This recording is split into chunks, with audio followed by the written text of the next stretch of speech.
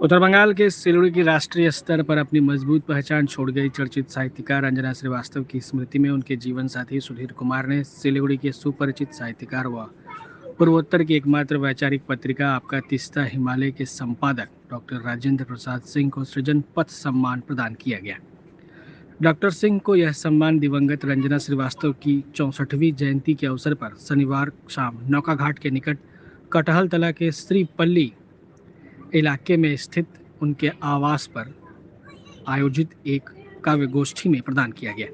इस अवसर पर सिलीगुड़ी हिंदी साहित्य जगत की लगभग सभी साहित्यकार तथा काव्य प्रेमियों ने इस सम्मान समारोह में हिस्सा लिया।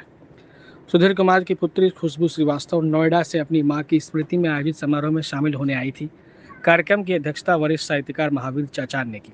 सिलीगुड़ी के जाने माने वरिष्ठ साहित्यकार डॉक्टर भिकी प्रसाद वीरेंद्र ने प्रशस्ति पत्र का वाचन किया तथा दैनिक जागरण के संपादकीय प्रभारी विनय मिश्रा, व्यंग्य रचनाकार महावीर चचान व सुधीर कुमार ने अपने परिवार परिजनों की उपस्थिति में डॉक्टर आरपी सिंह को प्रशस्ति पत्र प्रदान कर तथा शाल ओढ़ाकर डॉक्टर सिंह का सम्मान किया। सृजन पथ सम्मान के लिए सभी को आभार व्यक्त करते हुए डॉक्टर आरपी सिंह ने रंजना श्रीवास्तव की स्मृतियों को जीवंत बनाए रखने को ले सुधीर कुमार द्वारा किए जा रहे प्रयासों की सराहना की। समारोह को संबोधित करते हुए दैनिक जागरण के संपादकीय प्रभारी विनय मिश्रा ने कहा कि डॉक्टर आरपी सिंह उत्तर बंगाल संस्करण दैनिक जागरण के संस्थापक पत्रकार हैं। उन्हें किए जाने को लेकर उन्हें अपार खुशी हो रही है। आयोजित काव्य संध्या एवं सम्मान समारोह का संचालन कवि करण सिंह जैन ने किया। जाने माने व्यंग्यकार आदरणीय महावीर जी चचान का नाम मैं प्रस्तावित करता हूँ कि वो आज के कार्यक्रम की अध्यक्षता करें और हमें अपनी स्वीकृति प्रदान करें। धन्यवाद। शुक्ला जी सहित सभी ने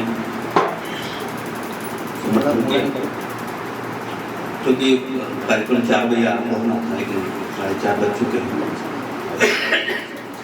इसलिए मैं कोई औपचारिकता नहीं कर रहा हूँ, सीधे सीधे कार्यक्रम की ओर लोग अग्रसर होते हैं।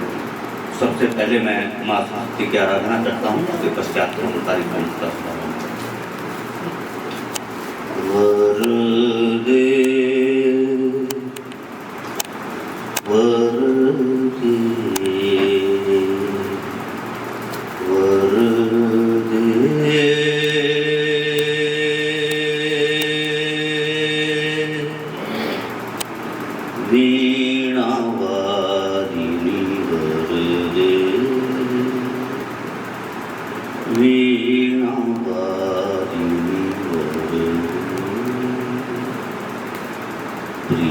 स्वतंत्र रव अमृत मंत्र नव, प्रिय स्वतंत्र रव अमृत मंत्र नव, भारत में भर दे वीणा वादिनी भर दे, वीणा वादिनी भर दे। हमारे अध्यक्ष को कुछ देकर सम्मानित करें।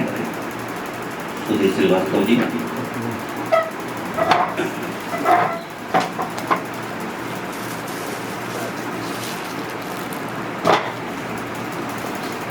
जोरदार करतल ध्वनियों से हम स्वागत करें।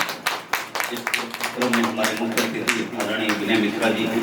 जैसा कि उनका नाम विनय है, वास्तव में बहुत विनय है। जब भी आप उनसे बातचीत करेंगे तो पता चलेगा उनकी कितनी विनम्रता है उनके अंदर, ये सहजता है, सरलता है।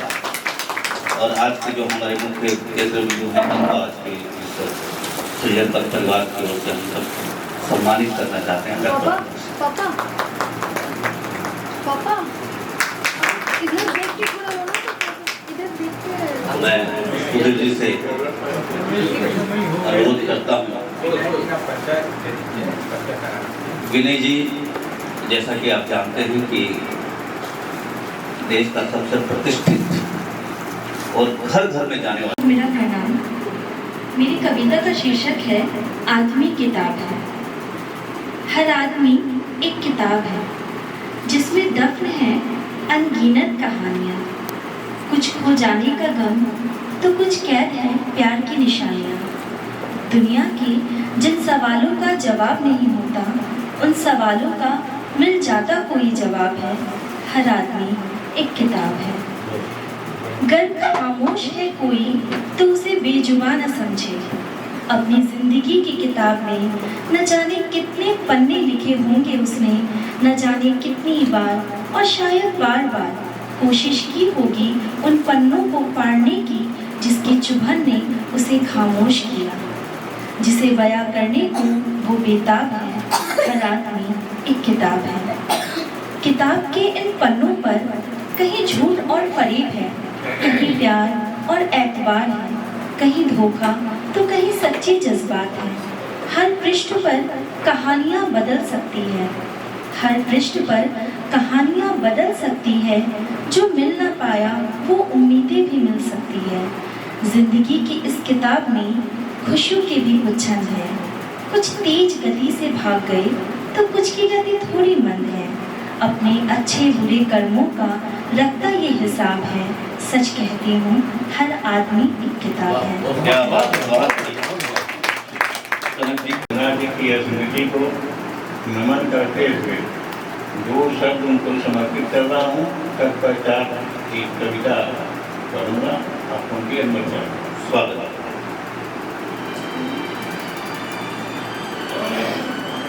दीप स्मृति के जलाकर द्वार पर मैंने सजाई, मौन त्याग किस हृदय में तुम बहुत ही याद आई, तुम बहुत ही याद आई। सृजन पट का दीप हर पर जलाती रही, गम की दुनिया से सबको बचाती रही। भूल हम थे गए फासले बीत गए, कैसा बीता समय वो हंसाती रही। रंजना बढ़ी सुधीर संग में, सारे सपने साकार हुए। मन की बगिया बिहस उठी, जब दोनों एकाकार हुए। क्या बात है, क्या बात है, बहुत। तस्वीरों में आज बधी हैं, कल तक जो चली फिरती थी, चलती फिरती थी, छाया उसकी देख रहा हूँ, सृजन पथ पर जो चलती थी। सृजन पथ पत्रिका का नाम है और सृजन पथ के ही में सम्मान दिया जा रहा है। जी, जी। याद जब आई तुम्हारी आंख भर हम रो लिए, ताप में तपते हृदय को आंसुओं में धो लिए, आंसुओं में धो लिए। पावन सुध तेरी यादों में यह मन अकुलाया करता है, संगीत बना उन भाव में मन खोया खोया रहता है। मेरे मन में चित्र तुम्हारा पलता ही जाता है, बुझ बुझ कर भी सुध का दीपक जलता ही जाता है। साहित्य संदेशा जो तुमने दी मैं गीत बनाकर गाऊंगा, यादों के लम्हों को मैं कभी नहीं बिसरा पाऊंगा। जब तुझे देखता हूँ नभ में, आंखें मेरी भर आती हैं, पलकों में रूप समा जाता, भावों में तुम बस जाती है। सबसे पहले मैं आप सभी लोगों का मेरे निवास स्थान पे आने के लिए और इस प्रोग्राम में शरीक होने के लिए बहुत बहुत धन्यवाद करता हूँ। और मैं सृजन पर सम्मान, ये मेरे मन में विचार आया कि इनकी स्मृति में जैसे ये पहले कभी गोष्ठी कराती थी, आप सारे लोग आते ही थे, तो मैंने कहा कि अब वो सिलसिला चालू रहे और एक इनकी यादगार बनी रहे। तो मैंने ये सिलसिला चालू किया और प्रत्येक वर्ष मैं इनके किसी एक साहित्यकार को जो भी मेरे को समझ में आएगा, मैं उन्हें एक मोमेंटो और एक शाल प्रेजेंट करेंगे और एक कवि गोष्ठी हर साल में 9 इनके जन्मदिन के उपलक्ष्य में यहाँ पे मैं करूँगा। और मैं अपनी तरफ से आज एक चीज़ और बताना चाहता हूँ कि हमारे ये तिवारी जी हैं, सत्यप्रकाश तिवारी जी, और ये प्रोफेसर हैं अभी कलकत्ता में, काफ़ी यहाँ पे पहले थे और हम लोग के लिए एक सम्मान की बात है कि बंगाल गवर्नमेंट ने उन्हें हिंदी साहित्य में साहित्य रत्न से प्रदान किया इसी कार्य को शिक्षा जगत में। और मेरी उनसे करीब 45 मिनट तक कल बात हुई। मैंने उनको फ़ोन किया था 2 बार, लेकिन वो इंगेज था, तो फिर उन्होंने खुद ही रिंग किया। और चूँकि हम लोग एक ही शहर के रहने वाले हैं, वो भी गाजीपुर यूपी के हैं और मैं भी गाजीपुर यूपी का हूँ, तो जब भी वो आते थे तो 1-2 बार तो मेरे ही यहाँ रुके आएगा वेलकम पसंद आए प्लीज।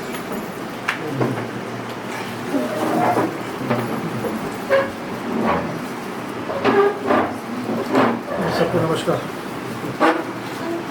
डॉक्टर साहब, आपका और कुशल जी आपका भी स्वागत है। तो मैं ज़्यादा इसमें अपना समय नहीं लूँगा। और हमारे बीच में हमारे शहर में विनय मिश्रा जी जो दैनिक जागरण के संपादक हैं, वो नए अभी आए हैं, तो मैं उनका स्वागत करता हूँ अपने सारे साहित्यिक जगत की तरफ से। और उम्मीद करता हूँ कि हमारा सिलीगुड़ी शहर में एक अच्छा सा साहित्य के बारे में इनका तरफ से भी अपना योगदान रहेगा। और मुझे खुशी है कि वो हमारे यहाँ आए हमारे आग्रह पे।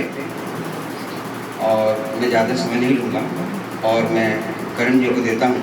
और उन्होंने अनुरोध किया है कि अगर आप चाहें तो मैं व्हाट्सएप के जरिए एक अपनी कविता सुनाऊँगा तिवारी जी ने, तो वह बाद में उनसे जुड़ के आपकी कविता उनकी भी सुना देंगे।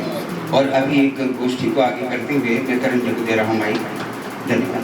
मेरी कविता का शीर्षक है फिसलन। आज मैं यही लिख के लाई हूँ, सुने। जब हम बच्चे थे कीचड़ में पाँव रखकर फिसलते थे और गिरते थे छपाक। बाकी के बच्चे हंसते और हमें मजा आता। घर आने पर सजा होती थी साबुन से नहाना, सरसों का तेल लगाना। साथ ही यह हिदायत भी दी जाती कि फिर ऐसी हरकत मत करना, अर्थात फिसलना नहीं। कीचड़ में भी नहीं, काई में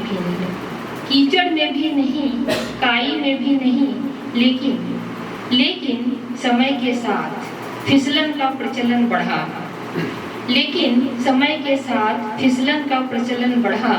लोग फिसलने लगे, पायदान दर पायदान खुरदुरापन को सपाट करने लगे। नित नवीन फिसलन की ऊंचाइयों को छूने लगे, फिसलन के नए कीर्तिमान बनाने लगे। एक स्तरीय शौक हो गया फिसलन और अनेकों दाग धब्बों से भरने लगा लोगों का दामन। और मुस्कुराहट के साथ हम कहने लगे, दाग बड़े अच्छे हैं। धन्यवाद। रंजना दीदी थी, एक अर्चना मैम थी और एक शशि अग्रवाल सभा थी का आजकल पता नहीं कहाँ है, बहुत ज़माना हो गया उन्हें देखे हुए। तो यही 3 नज़र आती थी। लेकिन इसमें जो रंजना दीदी के आँखों में मैंने जो सपना देखा था, जो मैंने लेख में भी लिखा और जो उनसे बातों में पता चलता था कि उन्हें यही एक कसक हुआ करती थी कि साहित्यिक गोष्ठियों में इतनी विषमता क्यों है कि पुरुष इतने ज़्यादा और महिलाएं इतनी कम। आज देखा जाए तो महिला ज़्यादा है, पुरुष कम। और अगर ज़्यादा नहीं तो कम तो नहीं है। और सक्रियता के मामले में तो खैर पुरुषों से आगे है। तो वो आलेख जो मैंने लिखा था 21 अक्टूबर 2012 को, उसका शीर्षक था साहित्य के आकाश पर छाई स्त्री विमर्श की कलमकार रंजना। नारी शक्ति की आवाज़ हो उठी बा, उठाई कलम और लिख डाली स्त्री विमर्श की इबारत। उन्हें मंजूर नहीं नारी और पुरुष में हो तनिक भी भेद।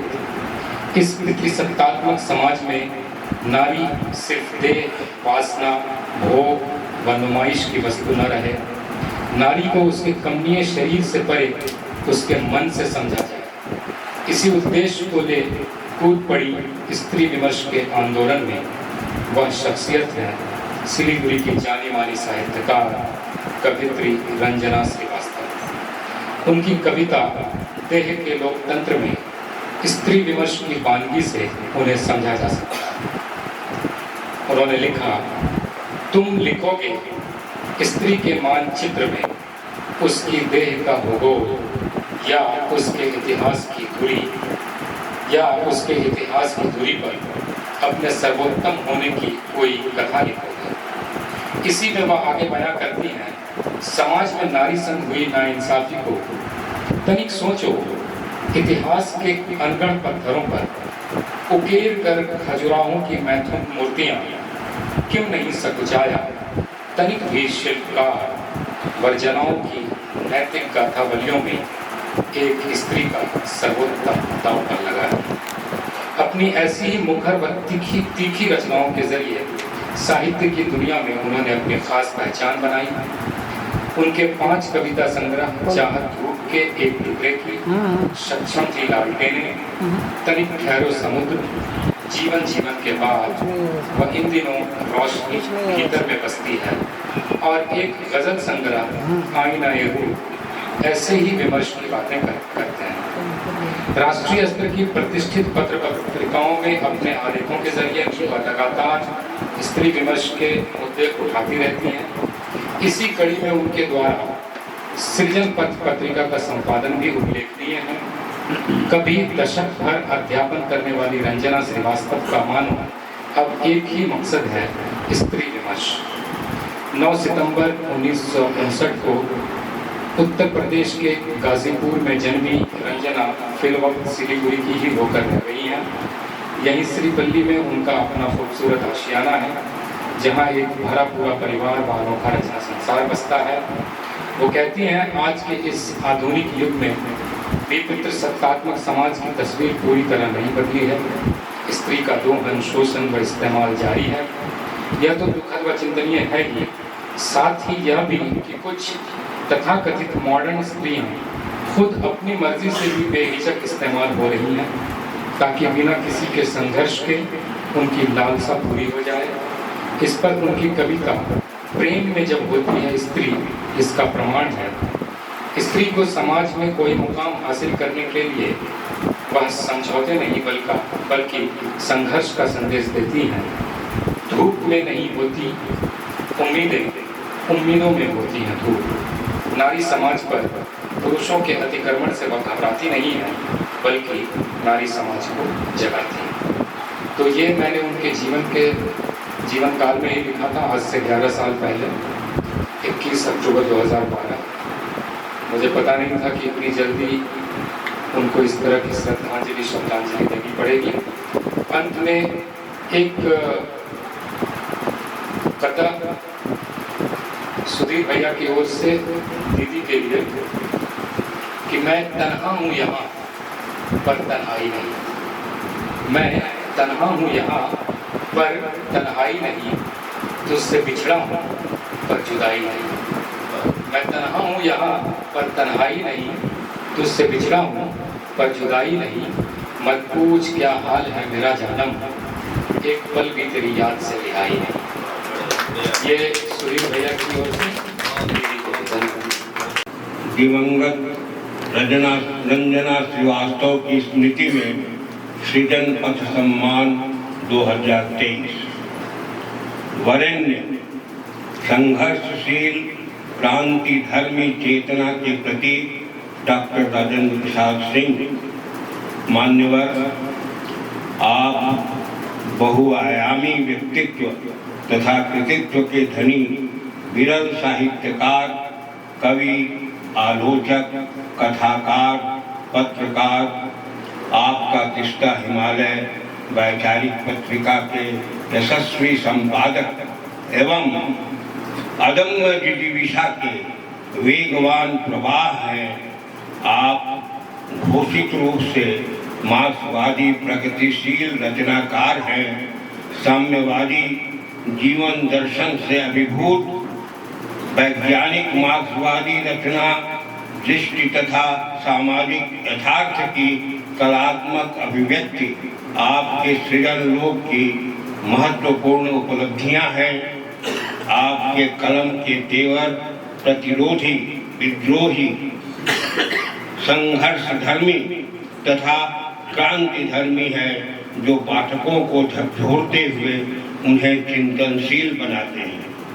आपके साहित्यिक, सांस्कृतिक, साहित्यिक पत्रकारिता में बहुमूल्य योगदान के लिए हिंदी साहित्यकार दिवंगत रंजना श्रीवास्तव की स्मृति में सृजन पथ सम्मान 2023 प्रदान कर मैं अत्यंत गौरवान्वित हूँ। मैं आपके सुदीर्घ, सुखमय,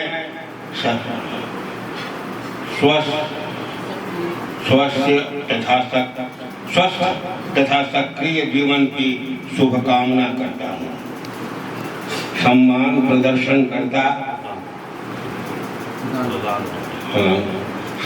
प्रदान करता सुधीर कुमार, सिलीगुड़ी 734005, श्रीपल्ली रोड नंबर 2।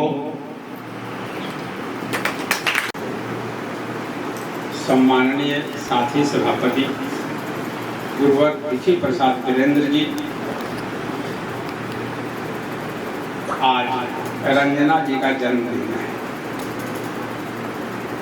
और इस जन्मदिन के अवसर पर रंजना जी की स्मृति में सृजन पथ सम्मान से मुझे सम्मानित किया जा रहा है।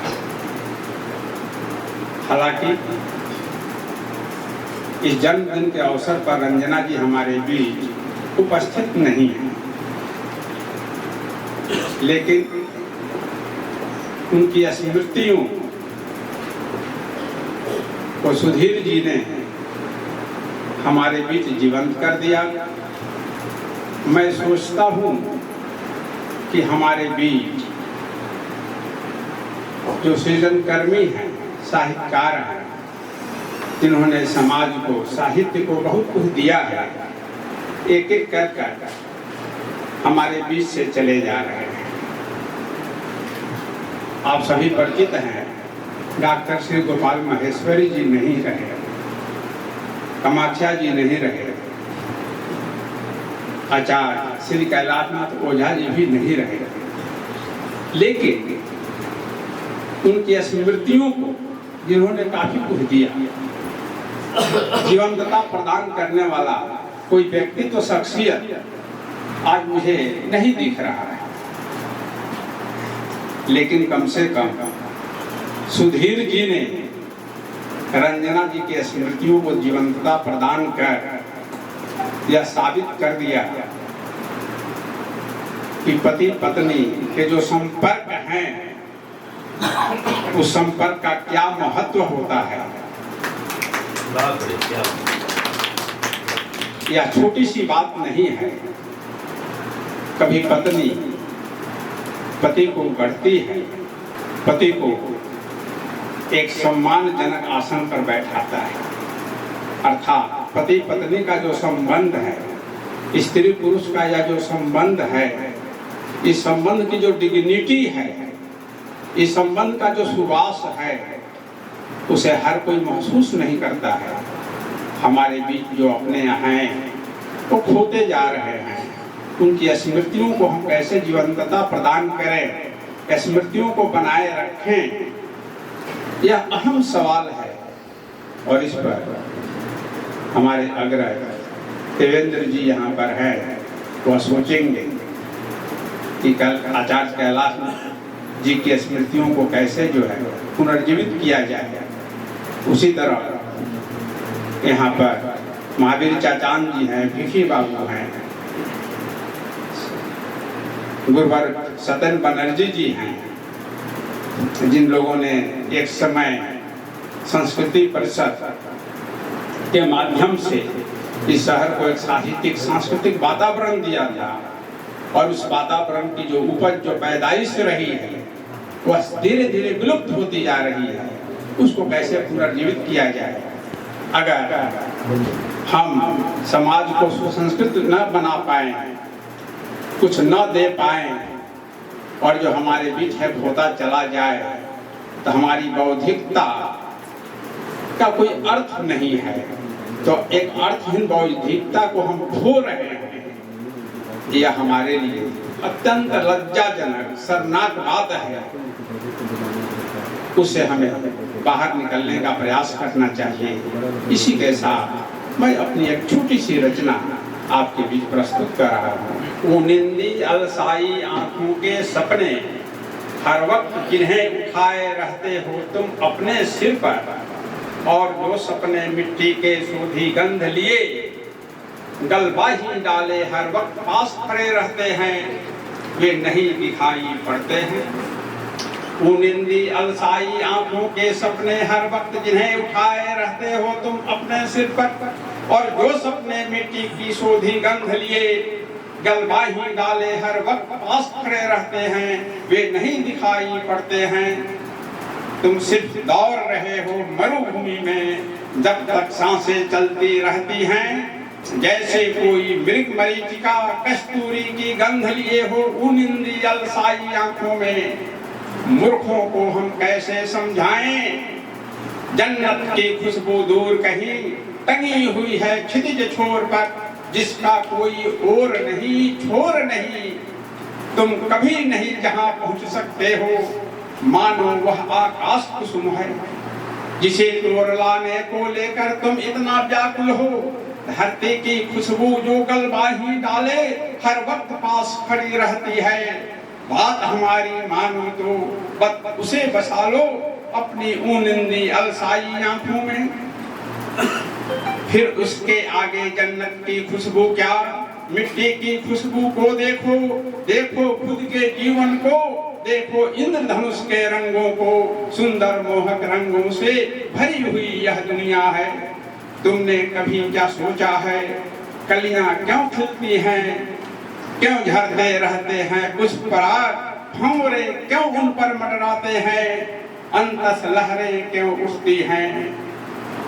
अब तू खोल अपनी उनिंदी अलसाई आंखों को, देख जरा अपने प्राणों का उल्लास, देख जरा अपने प्राणों का उल्लास। सच हो दे तू देख अपने सारे सपनों को, धरती के सपने झूठ नहीं होते हैं। बात हमारी मानो तो तुम भी अपने सपनों को सच होते देख सकोगे। उन निंदी अलसाई आंखों के सारे सपने सच नहीं होते हैं, सिर्फ सच होते हैं वे ही सपने जो मिट्टी की सोधी गंध लिए होते हैं, सिर्फ वही सपने सच होते हैं। आप सभी को बहुत बहुत धन्यवाद। बहुत अच्छी बात, धन्यवाद आपको। इस कार्यक्रम में सुधीर जी ने मुझे आमंत्रित किया, आप सभी से परिचय करने का और आप सभी के बीच में उपस्थित होने का मौका दिया, उसके लिए आपका बहुत धन्यवाद। आपसे मैं एक दो अन्य कार्यक्रमों में परिचित रहा हूँ। डॉक्टर साहब हमारे दैनिक जागरण के संस्थापक पत्रकारों में रहे हैं, और यहाँ पर जो दैनिक जागरण की यात्रा है उस यात्रा में उनकी बहुत महत्वपूर्ण भूमिका रही है, तो इनसे भी मैं परिचित हूँ। आप सभी से भी, कुछ लोगों से फेसबुक पे, कुछ लोगों से अखबार पे, कुछ लोगों से समाचार के माध्यम से परिचित हूँ। रचनाएं, मेरी भी इच्छा थी कि आप सभी की रचनाएं मैं सुनूं, बैठूं, लेकिन जैसा कि कहा उन्होंने कि थोड़े समय की पाबंदी रहती है, हम लोगों को कुछ मीटिंग्स लेनी होती हैं, कुछ काम होते हैं। बस मैं इतना कहना चाहूँगा, दो तीन बातें मैं कहना चाहूँगा। पहली बात ये कि आपने जो आग्रह किया कि शहर की जो हिंदी से जुड़ी गतिविधियाँ हैं, साहित्य से जुड़ी गतिविधियाँ हैं, उनको अखबार में स्थान मिले और स्थान मिले। स्थान तो मिलता ही रहा है, हमारे जो पूर्ववर्ती लोग रहे हैं या अभी जो टीम है वो लोग देते रहे हैं। मेरी भी कोशिश रहेगी इस तरह के कार्यक्रमों की जो उचित कवरेज हो हमारे यहाँ हो और बढ़िया हो। तो इसके प्रति जो आपका आग्रह है वो हमारा भी आग्रह है, और आप ही लोगों से ना अखबार है, आप ही लोगों से जुड़ा हुआ है। आप पाठक भी हैं, और जो पाठक होता है वही अखबार का मालिक होता है। तो आप कवि हैं, सबसे पहले पाठक हैं, फिर कवि हैं, साहित्यकार हैं। तो आपसे अगर हम जुड़े रहेंगे दोनों तरफ से, तो हमारे अखबार का भी फायदा है, आपका भी फायदा है, और सबसे बड़ी बात है कि समाज का फायदा है। तो मैं कोशिश करूंगा कि इस तरह की गतिविधियां जो हैं और जगह पाएँ। आप सभी विद्वान हैं, बहुत दिनों से साहित्य रचना से जुड़े हुए हैं, कवि, लेखक। मेरा एक आग्रह रहता है हमेशा, आप सबों से मैं जब जुड़ता हूं तो मैं ये बताना चाहता हूं कि जो हमारी कविताएं हैं हमारे जो आलेख हैं, कहानियाँ हैं, वो वैसी रहें कि समाज उससे जुड़े। सबसे बड़ा संकट आज जो है कि हम लोग छोटी सी गोष्ठी में सभी उपस्थित होते हैं और कविताएं पढ़ते हैं, दूसरे को सुनते हैं और हम समाज हमसे कटा जा रहा है। आप सभी इस चिंता से वाकिफ भी हैं। कुछ कवि सम्मेलन हम लोग भी कराते हैं, लेकिन वो कवि सम्मेलन चुटकुलों और फेसबुक और इंटरनेट की जो जोक्स हैं उन पे ज़्यादा आधारित रहते हैं। कुछ एक दो पुरानी कविताएं लोग सुना के चले जाते हैं, तो वो साहित्यिक रचनाएं नहीं हैं। उसमें भीड़ होती है, मज़ा आता है, लेकिन वो मनोरंजक कार्यक्रम है।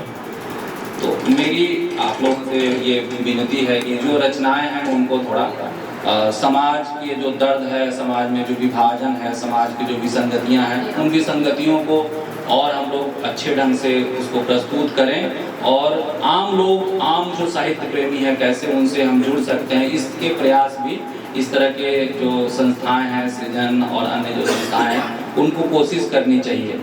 डॉक्टर साहब ने जो बात कही वो भी बहुत महत्वपूर्ण बात है कि जिन्होंने सारा जीवन साहित्य के नाम समर्पित कर दिया, जो कविताएं लिखते रहे, कहानियां लिखते रहे, साहित्य के प्रति अपने परिवार और नौकरी और व्यवसाय, कारोबार की मजबूरियों के बीच भी साहित्य को समय दिया, वैसे वरिष्ठ जन अगर हमारे बीच नहीं हैं, उनका निधन हो जाता है, तो उनको हम लोग भूल जाते हैं।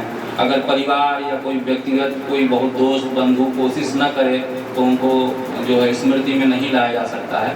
तो हमें लगता है कि इस तरह की संस्थाओं को एक ऐसा कार्यक्रम आयोजित करना चाहिए प्रत्येक वर्ष कि शहर के इस तरह के जो साहित्यकार हैं उनको याद किया जाए सामूहिक तौर पे। जैसे अभी इन्होंने 3-4 नाम गिनाए, वे सारे लोग चले गए हैं, उनकी स्मृति में एक कार्यक्रम हो, सभी लोग उसमें जुड़े हैं, सभी लोग उसमें पार्टिसिपेट करें, उनकी संस्थाएं, तो ये बहुत अच्छा रहेगा। सिर्फ परिवार ही नहीं, हम सभी भी उनके से जुड़ेंगे, ये आपसे आग्रह है। बस इतनी ही बात हम कहेंगे। बाकी फिर आप लोगों से मिलेंगे और फिर आपकी कविताएं सुनेंगे, आपकी गज़ल सुनेंगे, फिर हम आएंगे आपके पास। ठीक है, धन्यवाद। मैं रंजना जी का एक शेर सुना रहा हूँ, उसके बाद एक गज़ल सुना देता हूँ। जब भी हो मायूस लम्हे, जब भी हो मायूस लम्हे, जिंदगी की बात करता है। जब भी हो मायूस लम्हे, जिंदगी की बात करता है। समंदर है उमड़कर हौसले की बात करता है। और माँ पे उन्होंने गज़ल लिखी थी, मैं उसको सुना रहा हूँ।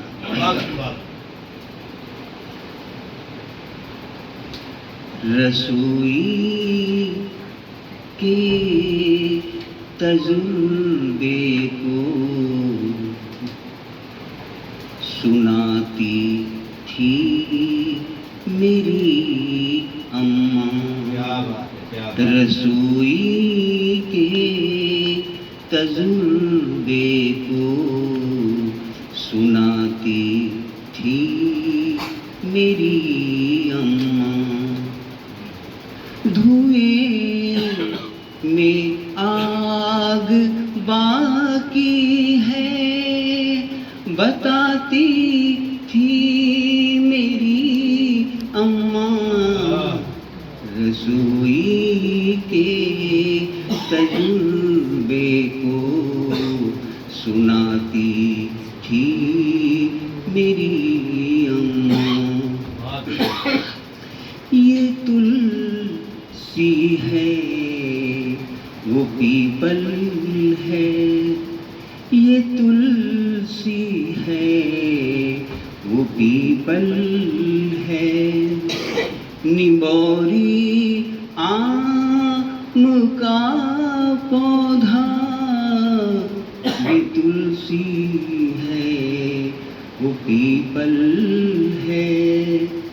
निबोरी आम का पौधा कहाँ किसी की जरूरत है बताती थी मेरी अम्मा।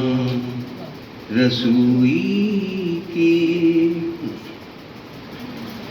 बहुत फैसले अक्सर जो बाबा खुद ही करते थे, बहुत से फैसले अक्सर जो बाबा खुद ही करते थे, सदा उनकी ही बातों को निभाती थी मेरी अम्मा रसोई के। हरापन मेरे आंगन में, हरापन मेरे आंगन में, गिलहरी सा फुदकता था। हरापन मेरे आंगन में, गिलहरी सा फुदकता था। नए पौधे नई बेलें लगाती थी मेरी बहुत बढ़िया, क्या बात है, क्या रसोई। बहुत अच्छे, बहुत बढ़िया। मेरे घर के ओसारे में पड़ी थी खाट अम्मा की। मेरे घर के ओसारे में पड़ी थी खाट अम्मा की। वहीं पर महफिलें अपनी सजाती थी मेरी अम्मा। क्या बात है, क्या बात है। वहीं पे महफिलें अपनी, मेरी अम्मा की आँखों में नमी का एक दरिया था। मेरी अम्मा की आँखों में नमी का एक दरिया था। जज्बातों की बारिश में नहाती थी मेरी अम्मा।